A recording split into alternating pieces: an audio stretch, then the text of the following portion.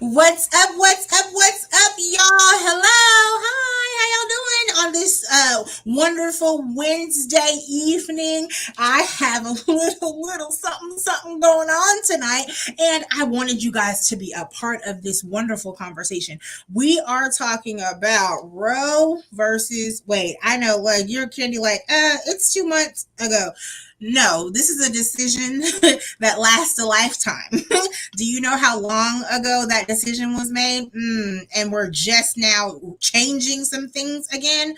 Oh my goodness. So, if you don't know who I am, my name is Candy J. I am a certified clinical sexologist through the Dr. Rachel Institute and the American Colleges of Sexology.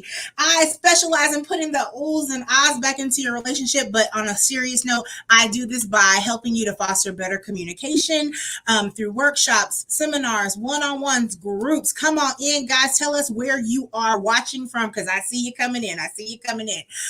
Tell us where you're watching from. So listen, I have some beautiful ladies with me tonight, and they are my sisters from another mister. And soon as I get finished telling you about our little quick announcements, I'll bring them here on the screen. But one of them, if you've been watching any of my little things that have been popping up, let's see if I can make this a little bigger. Yes, here we go. And oh, you can see the ladies at the bottom of the screen, guys. Listen.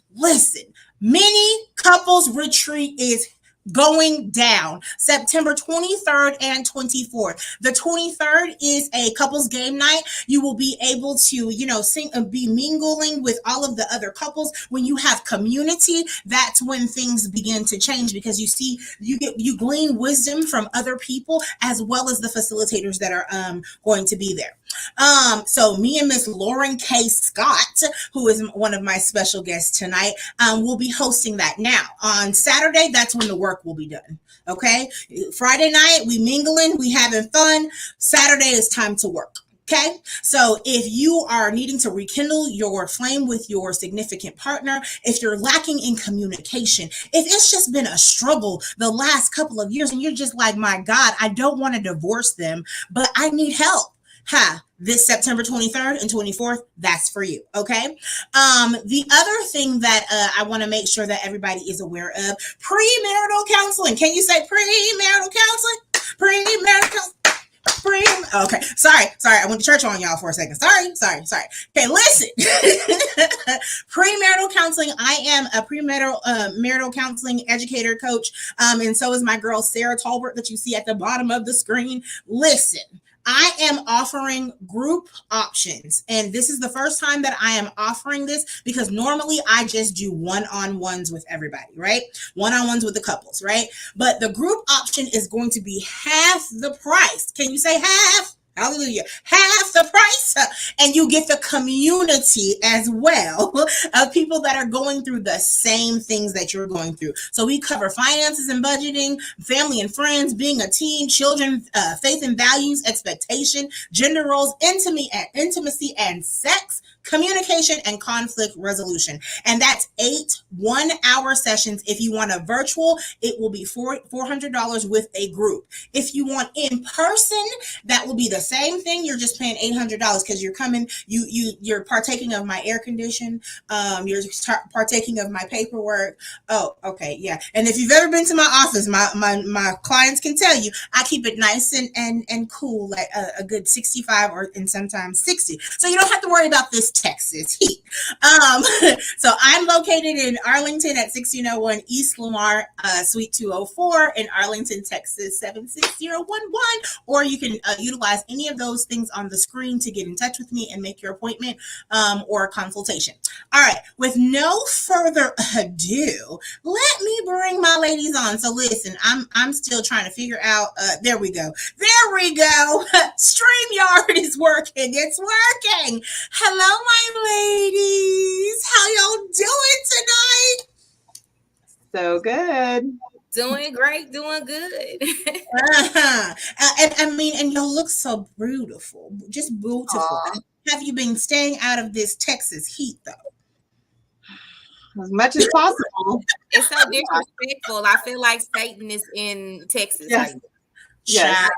Child. Let me just tell you. I think it was 105 today. Was it 105? I think that's what it was. 105. I was It like, don't even matter what it is anymore at this point. I'm just like, I just need some rain. How about that? Yes. I know it's ridiculous. So listen, I reached out to you guys because I feel like all of us have some unique stories and some unique views about everything, honestly. But specifically this Roe versus Wade. So let's recap, guys. So part of Roe versus Wade, because it did a lot of things, but part of Roe versus Wade gave us abortion rights, right? So it was legal in the United States. So it didn't matter where we were going, it was legal. Now we had protesters outside of these abortion clinics.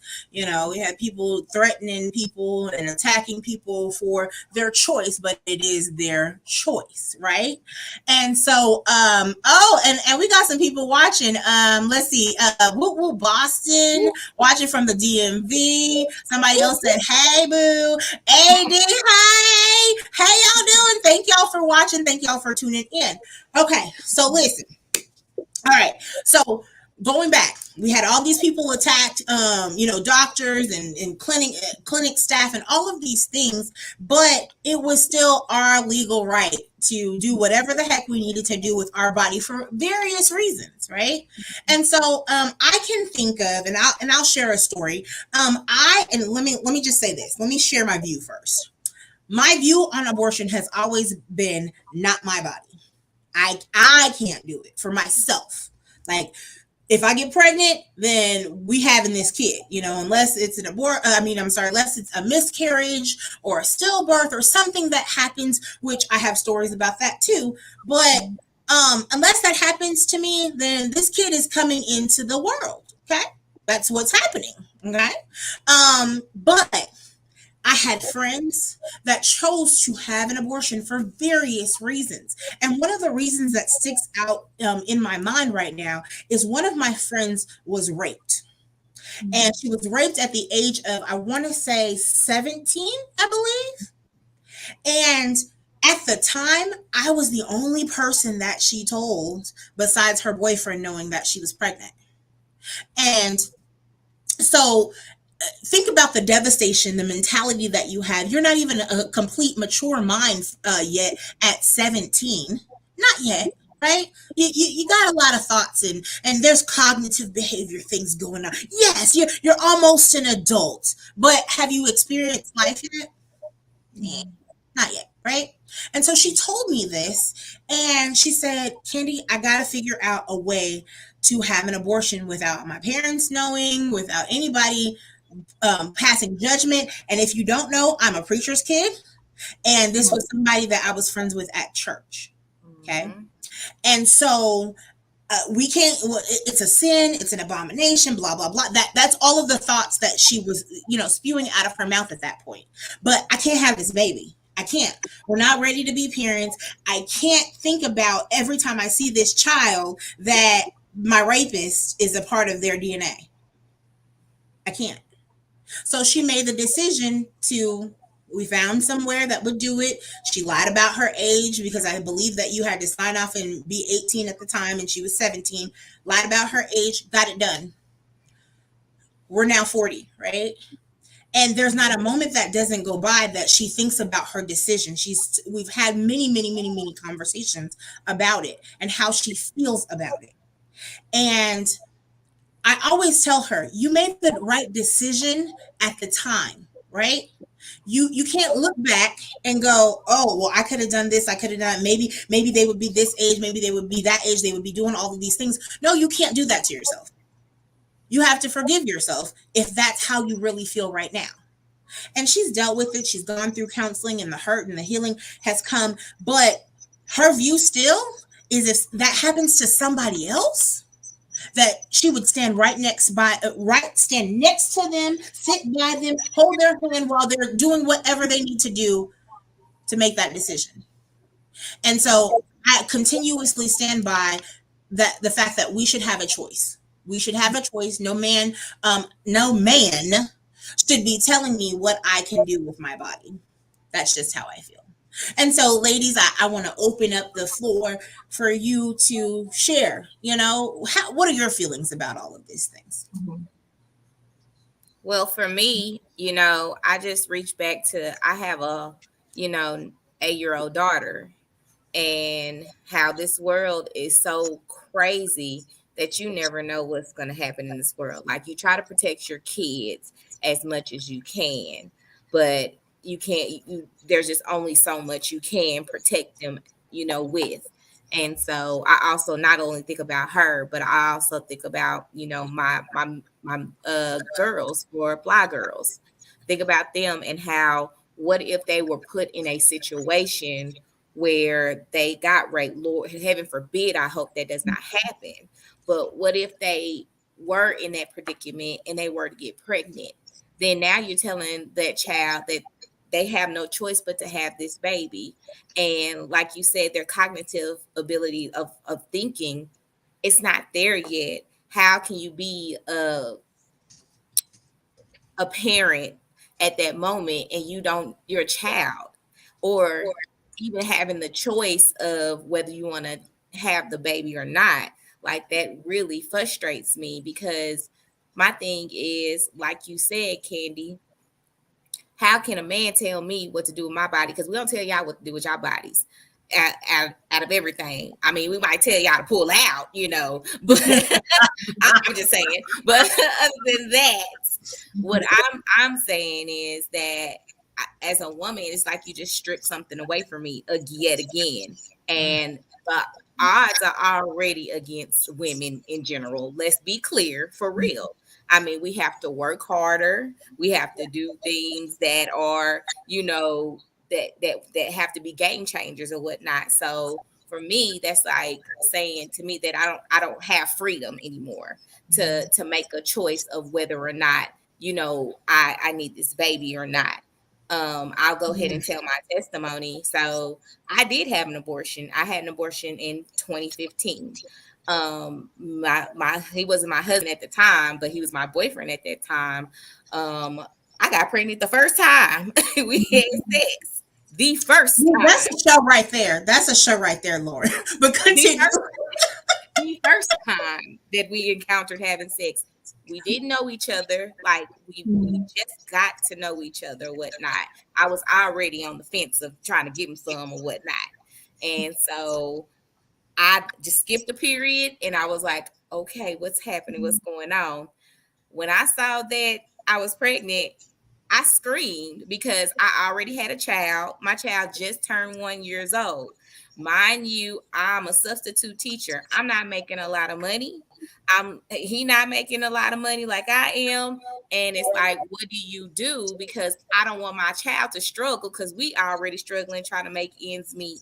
And so my thing is, I have a wonderful husband who we were both in agreement, in which I was going to make the choice anyways. And he said the decision I was going to make, it's my decision because it's in my body and I have to deal with the consequences as well. And so we agreed upon that. And yes, till this day, every time May comes around, because that's when the moment happened. Every time May comes around, yes, I go into this deep depression. People don't know that. People don't know that I have to battle with myself every single day and think about what choices I made. But I didn't make a choice out of a selfish reason. I made a choice because of the fact that I wanted to make sure that we were good as a couple, that I made sure my first child was taken care of, because I was scared as heck. I lied to my mama, and mothers always know when when something's off. Yes. She was like, she looked at me, she was like, "Are you pregnant?" And I was like, "No, I ain't pregnant. No, I'm not." So for me to do that, it was a crazy moment. But at the end of the day, I do not regret it. And I was just like you, Candy, as well. I grew up in the church too. I heard, when you have an abortion, you go to hell. That's not right. Killing a kid, all this other stuff. You need to take care of your responsibilities, and you shouldn't have laid down with that person. Blah blah blah. The Bible says Bible thumping and stuff. But at the end of the day, my thing is, I gotta go up for Judgment Day, just like everybody else. So therefore, if it's a sin, hey, I sin and I fall short, and I'm okay with the choice I made. Mm. So, Lauren, let me ask you this. Did you get counseling for that? I did not get counseling for it. I just, take it, day by day.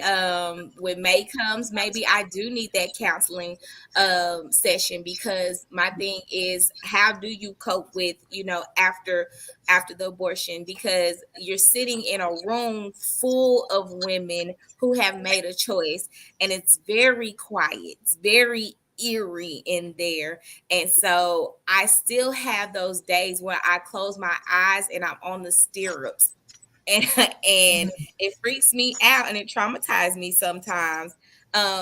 Also thinking about when they put the drugs inside of me, and I was woozy and I was just out of it or whatnot. I still have the trauma of that going on. So maybe counseling, not maybe, counseling is probably what I need, because I deal with it internally. And like I said, May comes, maybe I do need to receive that counseling. Mm.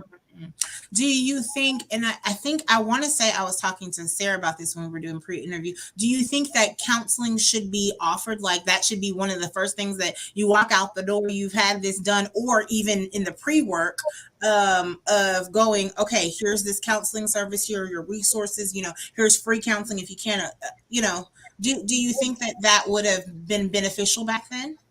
I really do, because it would have been a relational type piece for me for the pre and the post. I think pre and post would have been great for me, because you don't know what you're stepping in, and if you would have somebody who understands where you coming from that perspective, I think I would have been okay at that time, even the post, because I didn't want to tell anybody. I was very ashamed. Actually, this is my first time ever talking about it, and my second time talking about it and exposing it.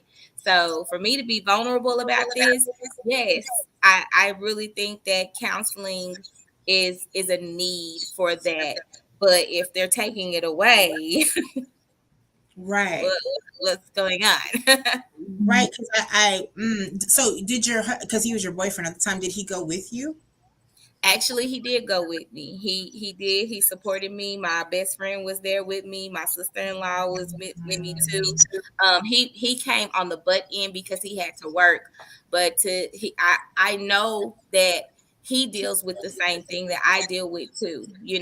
So it's not just me who has to deal with it. It's my husband who has to deal with it as well. And then we play in our heads all the time. Maybe if we didn't do that, then we probably would have had a baby by now or whatnot. Because I mean, now we're trying. Now we want to have a kid, and that still, messes with me too. Is had I not had an abortion, would I have a child right now? So yeah. Mm.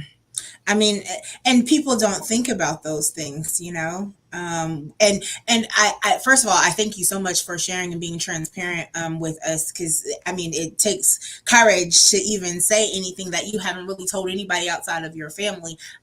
We so appreciate that, and I think that I think I was also sharing with Sarah when we were talking. I was like, people's testimonies you have no idea who you're going to touch by just telling your story. I got permission from my friend to tell her, even though I'm not mentioning her name. I got permission from my friend to say what I said on camera, but because she's never told anybody else except outside of me, her ex-boyfriend, and her now husband. And so I can see the turmoil, like you said, replaying things in your head. So, definitely, I want to encourage you to seek counseling, because those type of demons, and even, oh wait, and Sarah, I'm about to segue to you in just a second. Even going through marriage boot camp and life enrichment would change your life, and I think that you would be able to forgive a lot of things that happen and transpire, because it's transformational. right? Mhm. And so Sarah happens to be one of the directors at Marriage and Life Enrichment Boot Camp. And so so tell us, me and Lauren have been hogging the screen right now. Sarah, we want to hear from you. Tell us how you're feeling about all of this. Oh my gosh. I was already like jittery and overwhelmed, like thinking about this, but it's so important to talk about it. And Lauren, oh my gosh, just first of all, thank you for sharing your story. It actually has given me courage to share mine. So I think that's part of why I'm so jittery. But Candy, first of all, thank you for having me on here. This is so important and so amazing that you're even talking about this, because I feel like everything I have seen since the announcement has been hate, hate, hate, hate. And I am so sick of it, and I'm so fed up with it that I'm like, I don't even know how to speak about this, because it's just so much hate from all sides. And I'm most embarrassed about the religious people, and I'm going to say religious people, because I feel like if you really have your relationship with God, you won't be so harsh with people going through this. And so for me, I'm kind of angry at the church for the way that the church is handling this too. Because when I first heard about it and first thought about it, my initial reaction obviously was just shock, because I mean, I think it was for everybody. But then I started thinking, okay, well, what is my stance on this? How do I really feel about this? And then you called me. And so I'm like, interesting. Okay. So you're asking me about it. And honestly, since I became a Christian, it has changed. So before I became a Christian and really had that relationship with God and understood his love and all of that, I had a whole different opinion on this. And for me, it was always, I can do what I want. It's my body, it's whatever. And if that should come up, then that's going to come up and whatever. But then when I became a Christian as an adult, and I'll get back to my story in a minute, but when I became an adult and made that choice to follow God and to have a relationship with him, I feel like he gave me a little bit of wisdom on what this really is about. And it's not about this is wrong, that's wrong, you're going to go to hell. No, it's about love. Like he loves us anyway, no matter what. Now, also, that being said, he also loves those that he hasn't even created yet, right? He formed us in our mother's womb. He knew us before he formed us. So there's also that piece. And so it's like, okay, so now what do we do with that? And I have to look at it from the point of like Dr. Tony Evans said, I love what he wrote. My pastor actually presented this at church that weekend after this was announced. And basically, he sums it up, and I encourage anybody to go find it and read it. It's a statement from Dr. Tony Evans. You can find it online, but he basically is saying the same thing. Like, come on, we are the body of Christ. Here is what God says. It's a win for God. Okay, so God is separate from each of us individually and what our feelings are, right? So he's saying this is a win for God. However, this is also this behavior that everybody's doing is not acceptable to God. He's not happy that we're so angry with each other and hating on each other and just tearing each other apart. Like this is Satan's playground. Satan is so happy about all this. He's just using it to divide people even further. So my stance now has been, okay, I'm going to seek God first before I even have a conversation, because I don't want to be that where I put off God to people because whatever. Like I want them to know him for who he really is, and not, well, you're going to go to hell and you're going to do this and you're going to, no, I'm not doing that. And that kind of brings me to, well, okay, let me finish the Dr. Tony Evans thing. So he basically is saying, here's the scriptures that talk about, this is God's creation. He created everybody in his image from the womb to the tomb, right? All that, okay? But he's also saying we need to love people through this. People have been through it. People are facing it. People are now scared and they don't know what they're going to do because of this overturn. And so he's like, it doesn't matter where their camp is. We are to love them. And we are to put God first in this and come from seeing people from his eyes, from his perspective, right? So all that to say, when I saw this and I heard this and I saw how, like, for example, our church was saying, we agree with this, with how he's talking about this. And our stance is, yes, it is still a human life. We are still to protect it. However, we understand what you may be faced with and we want to come alongside you. So basically they're saying, we're going to help you with this, as far as there's people that will walk you through the pregnancy and they'll walk you through all of the things that you're going to face, all the fears. If you're, a 16-year-old, we're going to take it. We actually had a program at our church that would take in teenagers and help them through this and help get them through this, give them the counseling, give them the coaching, and they'll make their own decision. But we offer to help, we will walk alongside you and love you through this. So that's kind of my stance on that, right? I would not have an abortion myself now. But let me tell you, before Jesus for me. And again, I was not going to share this because, Lauren, like you, I've never shared this with anybody. And oh my gosh, my parents are going to be calling me after this. But anyway. Speak your truth, Sarah. Speak it. I will speak it. Mom, Dad, we'll talk to you tomorrow. But anyway, I've only shared this with maybe a handful of people. My experience, I was 19 years old. I had kind of been estranged from my parents, my family. I kind of just bailed on everybody. I was not doing good things. I was into drugs pretty heavily and drinking every day, and I was a mess. My life was a complete mess. 19 years old. It's like you said earlier, Candy, teenagers do not have that mental capacity to like really do what they should be doing, and understand the consequences. So anyway, I had been estranged from my family and I wound up pregnant, and it scared the living hell out of me. I didn't know what to do. I didn't have my parents there. I know I could have gone to them because they would have, helped me through it. They would have been there for me. They would have been supportive, but I was angry and I wanted nothing to do with anybody for a while. So I didn't go to them. I had one friend that knew, and she's actually the one that took me to go get the abortion. And I will never, ever, ever forget it. It's exactly what you described, Lauren. You're in this room waiting with 30 other women, girls mostly, and young girls. And you're just sitting here in these rows. I had never even been to a gynecologist. And here I am getting an abortion. And it was such a cold room. It was so silent. It was like, I felt like cattle just being herded in and out. They're like, next. It literally was a number I think I had. And they're like, 24, come in here. And they're like, we need your payment. So I'm like, okay. And I was scared to death. I was like, I don't even know what I'm doing. But I just knew that I'm like, I can't have this baby. I just can't even fathom what this is going to look like. I was just scared to death.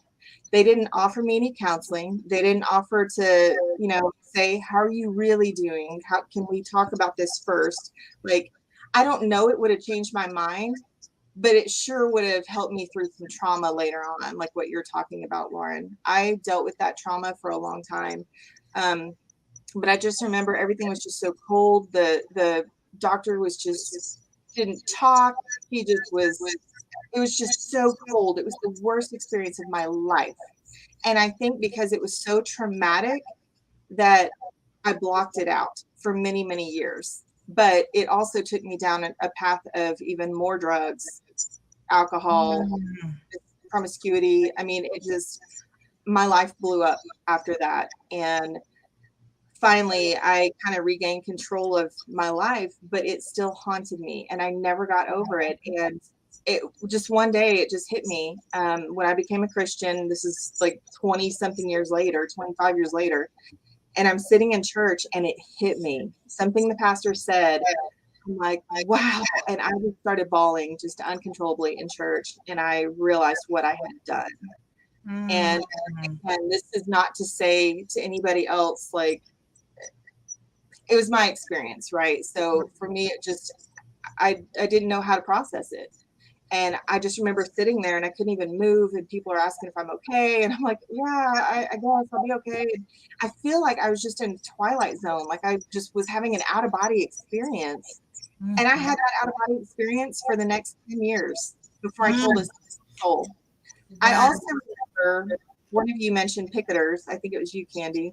I remember that too. I was at that building and I remember walking in and there's picketers yelling at me.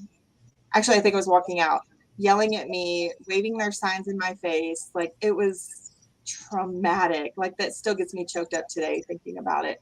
But all that to say, for all of that, that is not necessarily why I wouldn't have an abortion now. I wouldn't have an abortion now because I look at it from God's perspective. That helps me to see others going through that, through the terror and the scariness of being pregnant at such a young age, any age, honestly, and not expecting it and not knowing what to do about it. I can now look at them with empathy and with those God goggles, right? That God vision. And so had I not gone through it, I wouldn't probably see it the way that I see it now. I may very well have been one of those people that's like, oh, you're going to go to hell. I don't know. But now I see it a different way. So can't believe I shared all that. But anyway, that is where I'm at. It actually feels really good, really freeing to share that. And I hope that it helps somebody out there. But anyway, that's my perspective. That's my vision on it. I just really think that everything that we do, every way that we respond to people about this, no matter what their view is, whether they're for or against, our response should be in love. Period. Absolutely. Period. I agree. I definitely agree. You know what, though? On a side note, what really scares me about the Roe versus Wade, if they reverse that, what else could they possibly reverse? Like that's what I think about too. Like, what else could you possibly reverse to in order for us to go back? Because they say you can rewrite the past. And what else are we gonna rewrite the past on? Like, I really get nervous about that, about other bills that are out there and people had to fight for it and you want to reverse it, you know? And it's great that you actually mentioned that, because in my interview 2 weeks ago with Karen Mikas, she is of course proudly LGBTQIA community, and what if they start taking away marriage rights for that community? I don't. It's also for me. I'm a complete ally. I feel love is love. So if that's what you want to do, then do that. And I don't think anybody should have the right to say no. This is not what I should be able to do. Now, of course, if we're getting down to talking about rape and incest and molestation, all of those type of things, no, it's wrong. You are violating a human right, right? So it's a lot of things that I feel like opened a can of worms with this, that it's not done yet. We're not going to see the end of it for quite some time. And which brings me to talking about recently, I was watching on YouTube of this 10-year-old little girl that was raped. And I believe she was in the state of Ohio. And she went to Indiana because that was the nearest place that she could go. And this is like a couple of weeks ago, not years ago. I'm talking about a couple of weeks ago. She went to the state of Indiana to go get an abortion because she was raped. And I don't remember who they said raped her. He did admit it. He is now in jail. But they're going after the OBGYN doctor that performed the abortion for her, and trying to put charges against her. She's in court right now because it's a felony. And so I just think about people that are trying to help these people. Rape and molestation is definitely, for me, a reason why you should be able to get an abortion at any point in time, because I would not want any. Yes, I know my God is a healer. I know that. But I can't imagine anybody forcing me to have to carry this child that I know came out of rape. I just can't. I just can't. And so even with that being said, like, I said not my body, but that's something that would make me teeter totter on the line of going, I think I'm gonna go get an abortion. I really do. You absolutely right. That's so hard because I read something really interesting the other day when I was thinking about this, and it said, I know I'm probably going to make some people mad, but it said 2 wrongs don't make a right, right? Mm-hmm. So God's wrong is the abortion, right? Mm-hmm. But a 10-year-old girl, my God. So yeah, 2 wrongs don't make a right. But I also believe that they need to talk to that little girl, get her counseling immediately, Right. immediately, because not only was the rape trauma, not only is getting pregnant at 10 years old trauma, the abortion itself is trauma. So it's like, how much trauma are we going to pile up? And now she got to go through court. Right? Trauma. Yeah. So it's like, I feel like they want the world to be just traumatized. I just really feel like they want the world to be traumatized with everything, because there's so many components in this issue, like so many components. Mm-hmm. I also, think about, people and their decisions. Like, you don't know what their background or what they're going through in order for them to make that decision. So why are you sitting up here and you judging them for them making that decision? We don't sit up here and judge you for different things that you do. So why are you over here coming for other people? And we right now, you can feel it. We are in a great divide. Like, with everything that's going on, coronavirus, vaccinated versus the non-vaccinated, gay versus straight, pro-life or abortion. It's crazy. Mm-hmm. Yeah, I agree. There is so much judgment. And that's why, again, for me, I have to look to God's wisdom first and foremost. Like, I can't even go any further if I don't do that first, because then it's just judgment. Right. Yeah, I agree. And that judgment is what's dividing everybody. Another thing that I was thinking about, whenever somebody has, let's say they have the child out of rape or something, what's sad sometimes about that is when, yes, maybe they had a choice at the time to abort and they didn't. Okay, that was their choice. But looking to that child like, you're the bad thing that happened. Mm-hmm. That's kind of how the mind works, and why people have so much trauma over it. It wasn't them that was bad. It was this man that made that happen. Right. That was sad. So that's another thing that's like really hard sometimes to wrap our minds around. And again, it's like, we've got to get rid of that judgment of whether they have the baby or not out of the rape. I mean, you just support them.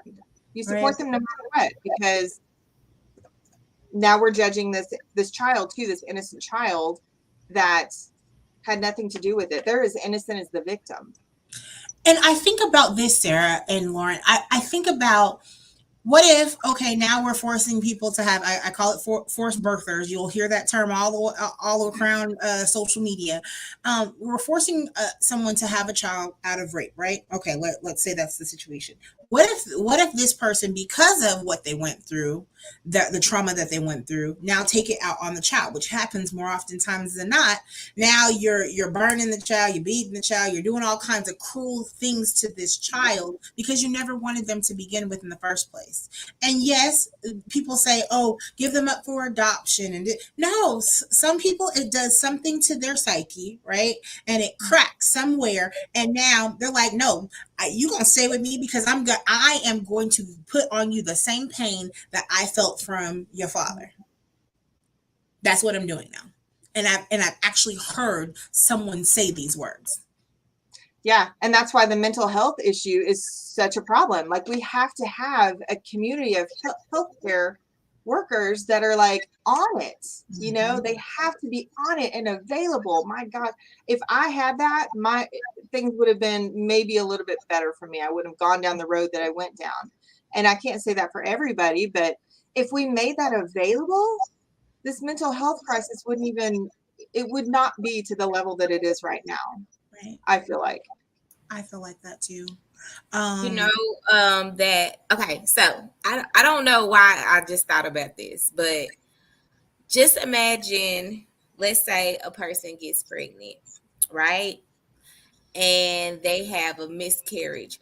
Do you think that they'll start trying to do investigations on whether they try to have the miscarriage on purpose and try and say, oh no, you try to have an abortion, now we're going to do an investigation just in case to see if you had a miscarriage or not? Like I think about stuff like that too, going even deeper and further of that and seeing how far they're going to go with this being illegal now. Like if anybody has a miscarriage, are you going to investigate them on saying what happened and how it happened to make a determination of whether you did it on purpose or not?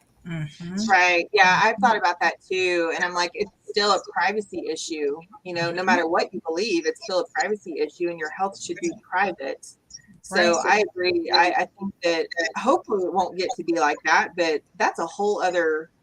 That's about control. That makes me nervous because I've had 3 miscarriages in my lifetime.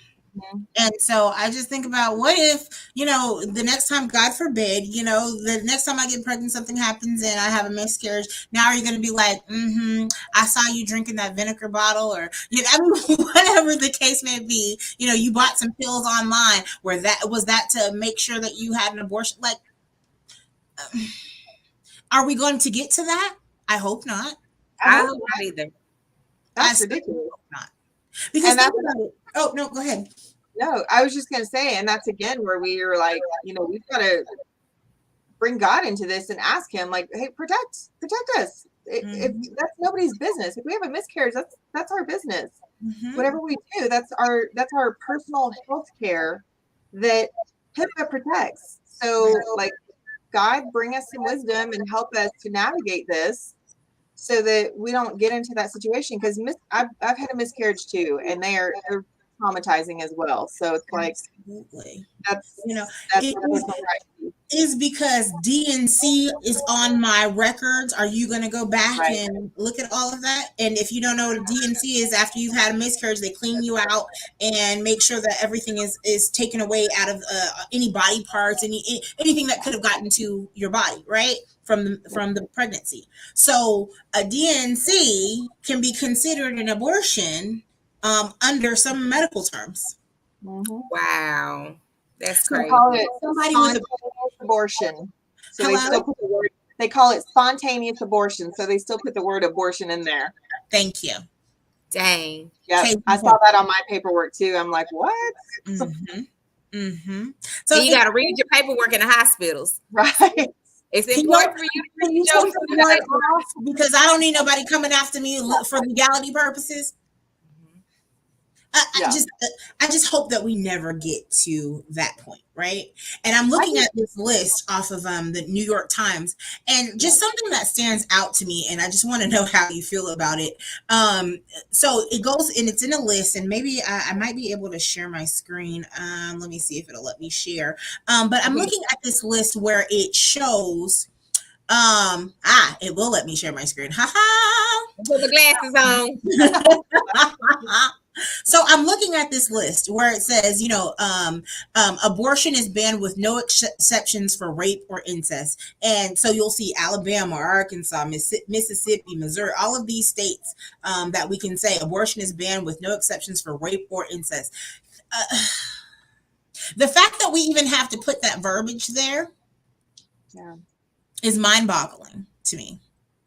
And on this list right here, it says the viability is legal until viability 6 weeks, 22 weeks, 15 weeks. I mean, and the list goes on, right? And, we're in the great old state of Texas. Did I pass it? I think I passed it. Yeah, you passed it. It was up there, I believe. Yeah. Oh, it's right there. The Texas Supreme Court allowed a 1925 law banning abortion to take effect. The law can only be enforced with fines and other civil penalties. A separate trigger ban on abortion with no exceptions for rape or incest will take effect on August 26th. The great old state of Texas. How do y'all feel? Deep in the heart. Because listen, I'm from Florida. And so in Florida, it's a gestational limit of 15 weeks. And I'm okay with that because I also think about, like I said, yes, I do think it's a person at, a certain point. Of course, a baby is a person, but what I mean is if you can actually, what viability means is, can you survive outside of the womb, right? Mm-hmm. And if you can survive outside of the womb, then no, I disagree with that. So I guess that's where my little caveat does come into play of no. But if you were raped or molested, I'd still say the same thing. So that's why the line is so. It's a wavy line. I honestly think you should just let women decide for themselves, and that's period. And let God be the judge. Yeah, exactly. Who's judging? Oh, wait. Right. Warren? No. Is it Sarah? No. Right. Biden? No. Trump? With his orange stuff. It's none of those people. Yeah. It's God, right? Yeah, and that's the bottom line. And if one of my friends came to me and said, "Hey, I'm gonna go to another state and get an abortion," I would love and support them through it. I may not agree, but I would love and support them through it and be like, Wait, time out, Sarah. That's another thing. Are they going to make you an accomplice to as a felony if somebody knows that they're going out of state? See, it's so many components. Well, if it happens in another state, I don't know, but I'm not going to live in fear of it.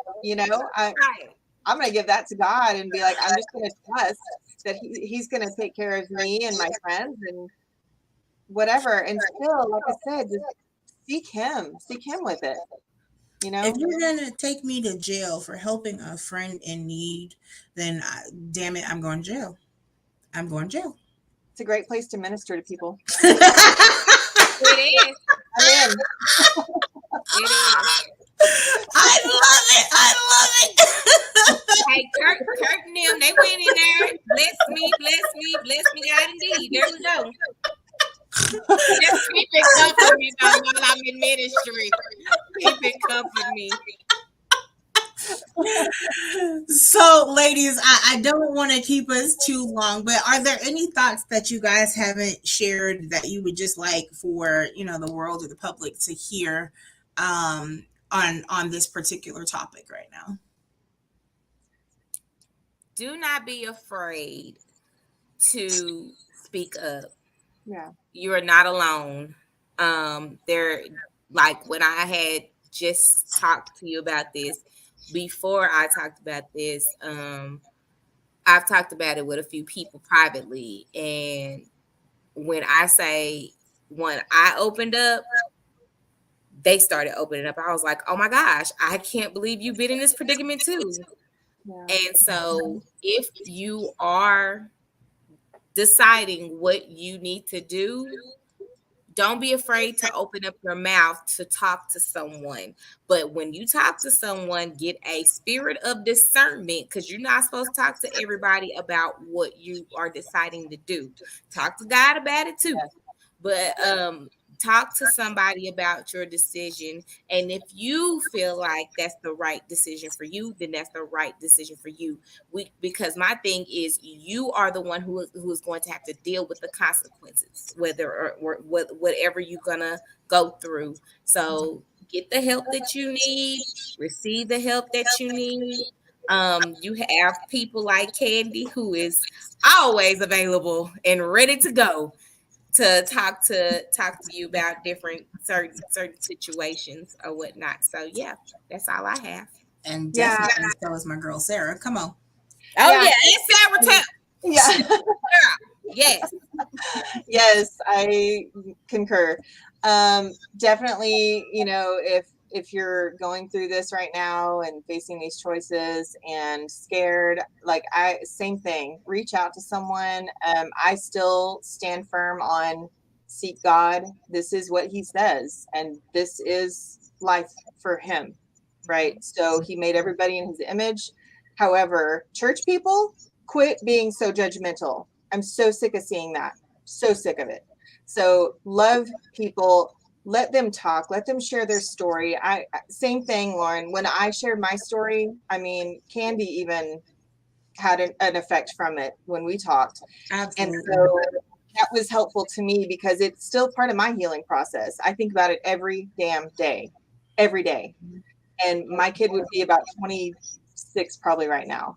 So it's like, not a day goes by I don't think about that, but I also didn't have someone to talk to, and I didn't have God either. I didn't have anybody that understood me.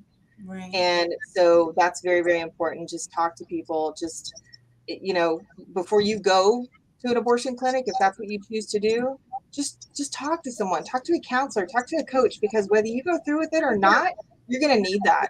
Because when it's all said and done, you're going to need it. It is a very traumatic experience, one way or the other. Even having a baby when you're not expecting it can be a traumatic experience. So absolutely. yeah. I agree with everything that you guys just said. And the key thing for me is that you guys are not alone. You know, I hope that us talking about this today has helped you in some type of way. If you're looking for that healing and transformation, definitely there are many places that you can reach out to, but all three of us are coaches. And you've just heard them share their experiences. And definitely can talk to somebody that has been through it and can understand and sympathize and empathize with what you have gone through. Ladies, please tell them where that you can reach them. You can be reached. I'm sorry. Oh, me first? Okay. I've Sorry. been speaking first. This whole time it's your turn, Sarah. Okay. Thank you. Okay. So Sarah T Coaching is the name of my practice. And yes, it, like Candy said, is a non-judgmental place to come and talk. It's a safe space. We talk about whatever you want to talk about and start healing from the trauma. You can find me at sarahtcoaching.com. I am also on LinkedIn, Facebook, and Instagram, Sarah T Coaching. Lauren. Okay, so I am Lauren L.K. Scott of TSFW Coaching and Consulting. You may follow me on my website, www.tsfwcoaching.com, or you may also follow me on Instagram as well. That's at TSFW_coaching, or you may follow me on my Facebook page as well.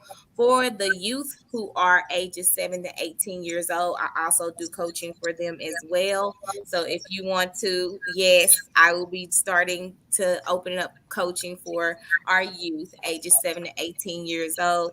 You can follow us at Fly Girls Academy as well on the TSFW website. But you also, if you decide that you want a young lady to be a fly girl, you may also register them on Instagram. That's at Fly Girls Academy.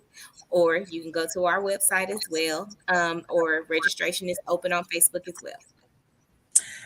And last but not very least, you guys know Candyology Coaching Services, where I talk about love, sex, relationships, premarital and marital counseling, sex education for all ages. But my sweet spot for sex education is 10 to 15, really kind of that middle school age. I really love them. Sex therapy for all ages. I specialize in dating after divorce, life after infidelity, postpartum issues. There are so many things that come up in my sessions, and I love what I do. And of course, I use this platform to get the message out and to everybody about certain things. So you can catch the lives on Candyology CS, LinkedIn, Instagram, Facebook, Twitter. We're on YouTube live right now as well. And guys, don't be stingy. Like, share, comment, ring that bell. If this touched you, please drop a hashtag touch me in the comments. Hashtag Sarah story, hashtag Lauren story, hashtag Candy, you told me something I didn't know. Whatever you need to hashtag, just Heavy let us on the know. touch. Hello. Just let us know that you appreciated this conversation, and we will catch you. Today is Wednesday. I'll catch y'all live tomorrow, but I have two special guests this weekend. Miss Joanne Morton, who it's Magic, Passion, Love. Woo! Tune in for that on Friday, and then on Sunday we have Erica McGee. Her name is Miss Precious, and she's a fellow life coach. And she comes from a different avenue. She's about teens. So I love it. Oh, and she's an author coach too. Her book, She's All That. No, She's All Over the Place. Yes, She's All Over the Place is amazing. Okay. So I am wishing you love-filled days and orgasmic nights. Have a great day.